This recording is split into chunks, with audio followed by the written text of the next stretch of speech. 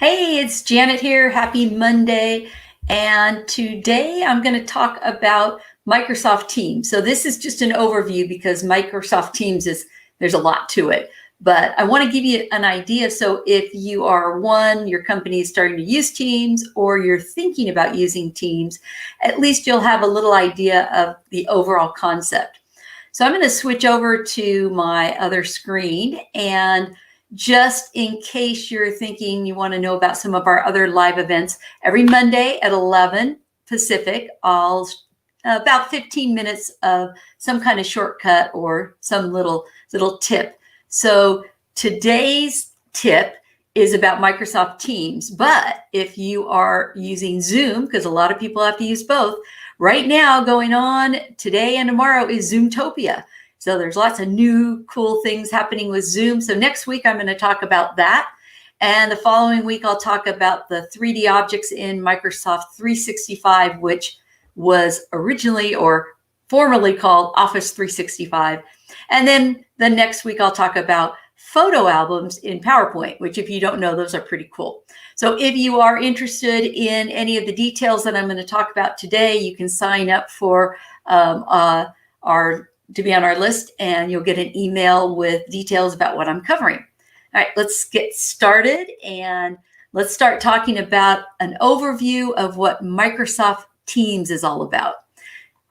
So Teams is a lot of different programs or little tools. So you might think of it as a collaboration hub of tools for your organization. So this is just an overview to give you an idea, and hopefully within the next 15 minutes, you'll be able to get an idea how you might be able to use Teams with your organization. All right, here is a screen capture. And in this case, I'm just doing screen captures because it'd be too difficult to show you the live Teams with all the things I want to point out. So the hub, you might think of all those little options that I showed you. They are found over at the far left margin when you're in Teams. And this is a screen capture of my team. And in my Teams, when I log in, I have a bunch of different teams. So I have and if you look, here is where the teams are. So this is the little screen capture of my particular teams. Now, a team can be used for a department, a group of people, an association, a club, clients, project, or pretty much anything else. So let me give you an idea of how I'm personally using Teams in Virtual Instructor. So we have Virtual Instructor set up for my team. So we are a virtual company. My training manager's in Nevada. I've got another trainer in Washington. My editor's up in Oregon. So we have people all over the place. And so we use Teams to be able to collaborate and share files and things like that. But then I'm also a co-founder in another company called CEO Success Community.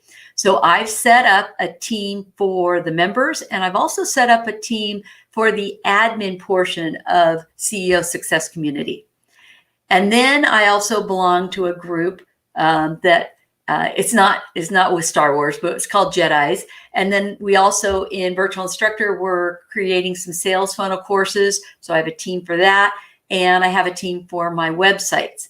Now, these can be anything I wanted to set up. The people that are part of the CEO Success Community, they don't see anything that has to do with the Virtual Instructor. So you get to determine who gets to see what and what files are shared and what different apps are shared and things like that. So a team is the first thing you start out with. You'll create your team. Then, and from now on, I'll basically talk about the Virtual Instructor team and then what I have set up for that.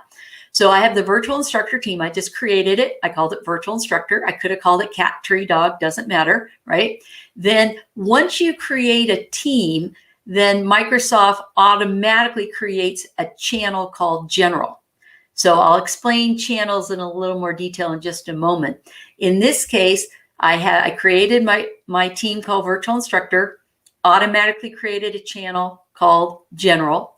And then I created some additional channels. One, because we use ClickFunnels for marketing. So I have one for ClickFunnels. I have one for different graphics that we use. I have one for my own work that I'm currently working on. I have one for our training guides.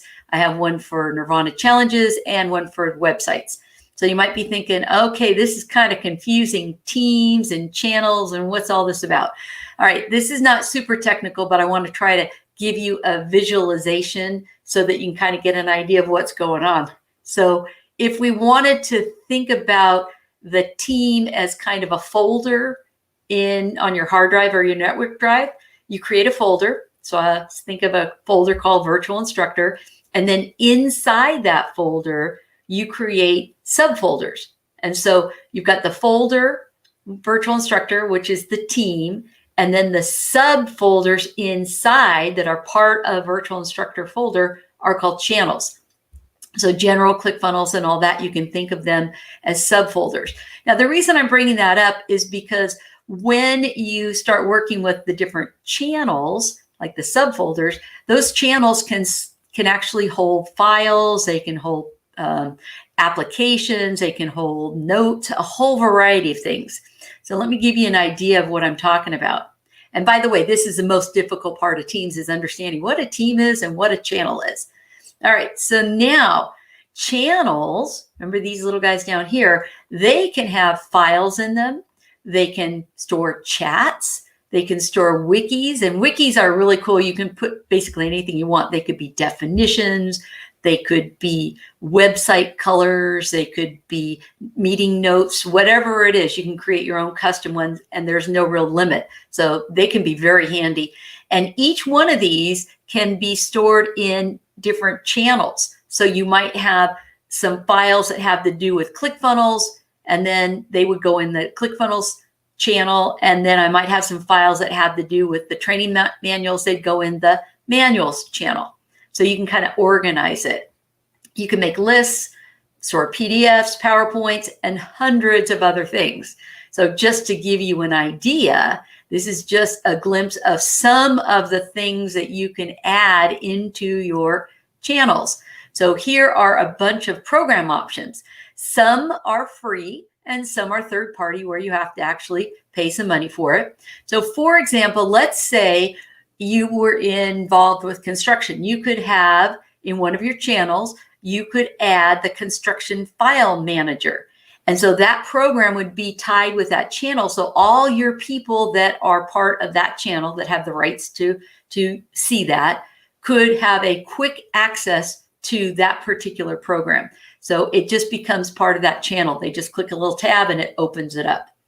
All right, you could also, maybe you're using Asana, so you could actually add Asana to a channel as well. So this is just a sample of all the different things that you can add. So what's kind of neat about this is once you've set up your teams, and remember a team always has at least one channel, which is general, and then you can create additional channels based on whatever it is that you want to work on. And then you can assign different people to the different channels and say, okay, maybe Mary can see this channel and Tom can see this channel. So you can, just like in a network area, you can decide or define what kind of rights people have to see things or edit and so forth. Now, one of my favorite parts of teams, because we saw that you create a team, you got the channels, you put files in there. Well, the files portion, you can see all the files that you recently worked on. So if Shannon, my training manager, opened up her teams and looked at files, she's going to see a different list of files because she's going to see all the ones that she worked with. So here are the files that I've recently worked with. Now, I put like a little, I've kind of highlighted a certain area because under location, it tells you which team and which channel that file is located in. But because I can go to this files area, I don't really have to care because I can just find it here on the list. That makes it so much easier. And then I can open it up directly in the application, or I can work on the online version of the application. So files is one of my favorite. I use that all the time. Now, back in files, you can also quickly access other places that you store files. So if you notice, I now have this area over here highlighted. If you have added your OneDrive or you have Dropbox, Google Drive, and you can add other cloud storages, then all you'd have to do is click on whichever option it is, and it will automatically connect to that storage, that cloud storage, which makes it just so easy to find things. You don't have to go cruising, moving from one drive to the other or one folder to another. So that's files. So we've talked about Teams and files, and now calendar. So calendar, it links to your Outlook calendar or your Exchange calendar. And in addition to seeing what types of meetings you might have, you can also schedule meetings, and you can schedule video meetings here as well. So you can schedule a new meeting, and then you can also click on this Meet Now and actually connect with people right away. So if they happen to be live on Teams, you'll see there's several areas where you can see the person is actually live on Teams right now, and then you can actually just send a request to do a video chat right then and there, which is kind of cool. All right, so calendars is for scheduling appointments, meetings, and there's also events that you can schedule. And here's a sample of, if you clicked on Meet Now, it brings you up, and then you can also invite other people to join you right then and there, so you can do a quick video meeting. Then you also have the calls, and this is, you can connect with the people that are in your team. If you, and this is probably more for the bigger organizations, you can actually connect teams to your phone system. So they could actually just click one of the little phone, and it just dials them right up. Now, we are not at Virtual Instructor, we're not connected to a phone system, but I can see different team members, and if they're online, I can just click on the little video. It sends them a little message. They'll see it over on their teams, and then they can choose to connect with me or send me a message saying, hey, this isn't a convenient time. Then you can also organize your chats. And if you've been getting any messenger chats, they actually can show up here as well, which is kind of a nice way to organize your chats. Again, you can quickly do a video call or a phone call if you're hooked up with the phone. And you can track all your overall activities that are going on. So chat is all about tracking just the chats that are going back and forth between individuals or teams. And then the activity shows you, is just kind of a snapshot of your recent activity that you've been working with. All right, and then in addition, you also have apps. So we've talked about activity are the things that are going on that you've been doing. So it's a snapshot of your activities. Chat is a snapshot of different chats that you're having. So you can go back and quickly see the history of the chats and the responses and things like that. Teams is kind of the heart of it. You've got to create a team, right? And then in the team, you have those channels, and then you can put lots of things in there. So your team can collaborate on a whole different variety of things. There's your calendar, phone calls, and files. All right, now we're down to the apps area. There are apps that you can, and there's probably thousands. I know there's hundreds and hundreds of them. And what you can do is find the apps that you want, and you can actually have those apps attached to a particular chat group, so that anytime you're looking at the chat, you've got those apps available, or to any channels in your team, so that when anyone in your team is working in that particular channel, then those apps will be available to them. And we took a quick look at how many, just a sample of them. There's hundreds of them that you can choose from. Again, some are paid and some are free. Then, just to confuse you a little bit more, but there's a lot to Teams. Hopefully this is just giving you an idea of the overview. We're not learning how to actually use it right here. But there are apps that you might want to use that you say, you know what, I don't want that attached to a particular channel or a particular chat. I just want to be able to quickly get to that. It's kind of like a shortcut out on your desktop. So these, and this is a little ... one, when you choose an app here, it actually shows up on this sidebar. So you can quickly get access to different, whatever apps you chose at that point. Alrighty, and then the final is you can get help. So down at the bottom, you have help, and the help, gives you a variety of, you can look up articles, but there's also a lot of videos as well. It's pretty good. It's not perfect. So you may want to go over to YouTube as well to get more help about using Teams. So hopefully now when we talk about the fact that Teams is really a collaboration hub of tools, that this will make a little more sense to you. That's what Teams is. It's just to help your team work and collaborate together better than going out to individual different programs. It's one little hub where you can kind of connect all this together. So hopefully that gives you an idea of what Teams is about.